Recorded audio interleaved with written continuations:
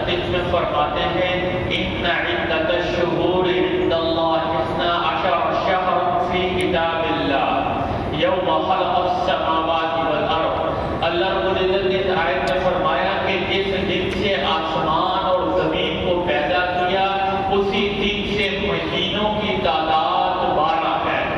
یہ جو 12 مہینے ہیں محرم، صفر، ربیع الاول، ربیع الثانی، یہ جس دن اللہ رب العزت نے آسمان اور زمین کو وجود بخشا، اس آیت میں اللہ نے فرما دیا کہ اسی دن سے مہینوں کی تعداد 12 ہے۔ اب اس کا حساب ہم چاند سے بھی کر سکتے ہیں، سورج سے بھی کر سکتے ہیں۔ اللہ رب العزت نے سورہ یونس میں فرمایا هو الذی جعل الشمس ضیاء والقمر نورا وقدره منازل لتعلموا عدد السنین والحساب۔ اس آیت میں اللہ نے فرمایا کہ ہم نے چاند کی منزلیں طے کر دی تاکہ تم اپنے دن اور مہینوں کا حساب کر سکو، اور ہم چاند کے مطابق ہمارے جتنے تہوار ہیں چاند کے مطابق کرتے ہیں، اور ہمارے مہینے اسلامی مہینے چاند کے مطابق چلتے ہیں، جبکہ جو شمسی مہینے ہیں وہ سورج کے مطابق چلتے ہیں۔ اس کا ذکر سورہ بنی اسرائیل میں دوسرے رکوع میں مل جائے گا کہ آپ اپنا حساب کتاب سورج سے بھی کر سکتے ہیں۔ یہ جو شمسی کیلنڈر بنا ہوا ہے دونوں استعمال کر سکتے ہیں، کوئی مظاہرہ نہیں، لیکن ہمیں اپنے اسلامی مہینوں کا پتہ ہونا چاہیے بحیثیت مسلمان۔ اب واپس آیت نمبر 36 پہ آتے ہیں۔ اللہ نے اسی آیت میں پھر فرمایا منہا اربعۃ حرم، اللہ نے فرمایا 4 مہینے عظمت و حرمت کے ہیں۔ اس آیت میں اللہ نے فرمایا 4 مہینے عظمت و حرمت کے ہیں۔ اب یہ 4 مہینے عظمت و حرمت کے کون سے ہیں؟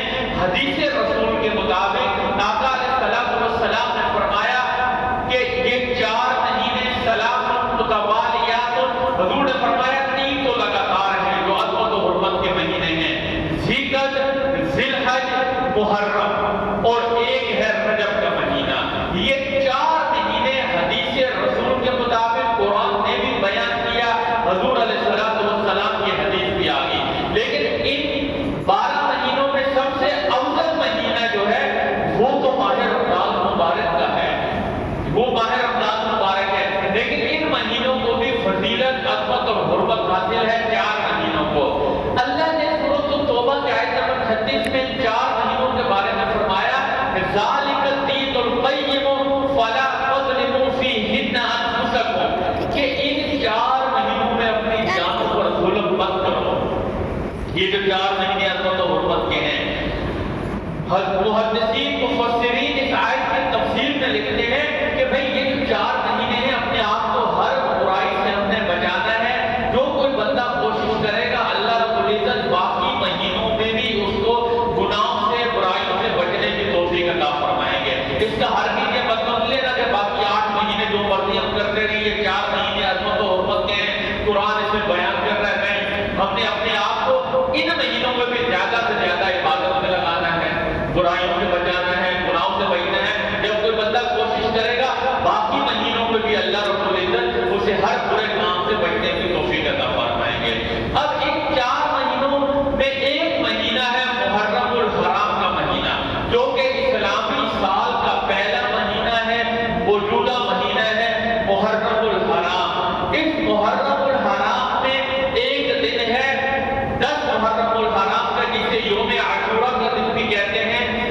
اس دن کو اگر ہم انسانی تاریخ کے آئینے میں دیکھیں، اسلامی روایات بھی موجود ہیں کہ یہ شروع ہی سے عظمت و حرمت کا دن رہا ہے، مقدس دن رہا ہے 10 محرم الحرام کا۔ امام غزالی رحمۃ اللہ علیہ اپنی کتاب مکاشفۃ القلوب میں لکھتے ہیں، اور روایات میں بھی آیا ہے کہ یہ مہینہ شروع ہی سے عظمت کا دن ہے۔ وہ کہتے ہیں کہ 10 محرم الحرام کا دن، وہ کہتے ہیں کہ حضرت آدم علیہ السلام کی جس دن توبہ قبول ہوئی وہ بھی 10 محرم الحرام کا دن تھا، اور پھر اس کے بعد حضرت نوح علیہ السلام کی کشتی جس دن جوتی پہاڑ پر جا کے ٹھہری وہ بھی 10 محرم الحرام کا دن تھا، اور پھر اس کے بعد حضرت ابراہیم علیہ السلام کو آتش نمرود سے جس دن نجات ملی وہ بھی 10 محرم الحرام کا دن تھا، اور اسی طرح سے حضرت عیسیٰ علیہ السلام کو جس دن آسمانوں پر اٹھایا گیا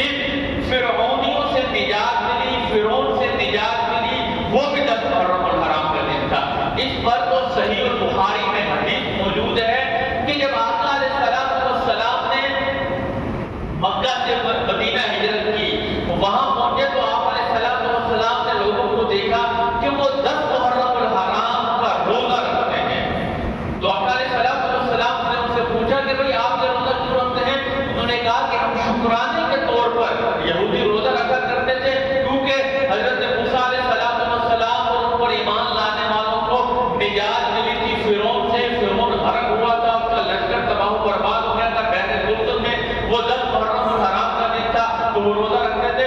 تو حضور علیہ السلام نے فرمایا کہ بھئی حضرت موسیٰ علیہ السلام پر تو ہم پر بھی ان کا حق ہے، ہم بھی روزہ رکھیں گے۔ تو حضور علیہ السلام آقا علیہ السلام کے صحابہ 10 محرم الحرام کے دن روزہ رکھا کرتے تھے۔ اور پھر اس کے بعد جب صحابہ نے کہا یا رسول اللہ یہودی اس دن روزہ رکھتے ہیں، ہماری ان سے مشابہت ہو جاتی ہے، یہ 10 محرم الحرام کا دن ہے، تو حضور علیہ السلام نے فرمایا کہ اگلے سال ہم 9 اور 10 کا روزہ رکھیں گے تاکہ ہمارے ان سے مشابہت نہ ہو۔ تو لیکن اگلے سال آقا علیہ السلام یہ دنیا چھوڑ کے چلے گئے۔ تو بھائی یہ ابھی جو 10 محرم الحرام کا دن ہے، اس دن کے روزے کی بڑی فضیلت ہے۔ اگر کوئی رکھنا چاہتا ہے تو رکھ لے، اور 9 اور 10 کا رکھ لے، 9 10 کا نہیں رکھ سکتا 10 11 کا رکھ لے۔ لیکن محدثین نے، مفسرین نے، دینی علوم کے ماہرین نے یہ بھی لکھا ہے اگر کوئی صرف اور صرف 10 محرم الحرام کا روزہ بھی رکھ لے تو کوئی گزائدہ نہیں، وہ 10 محرم الحرام کا بھی رکھ سکتا ہے۔ تو اس لیے اور اس پر بڑی فضیلت ہے مستحب عمل، کوئی رکھ لے بڑا اجر و ثواب ہے، بڑی فضیلت ہے۔ اور جو ہے اگر کوئی نہیں رکھ سکتا کوئی گزائدہ نہیں، کوئی رکھ لے تو بڑی اچھی بات ہے۔ تو بھی اگر جو رکھنا چاہے 10 محرم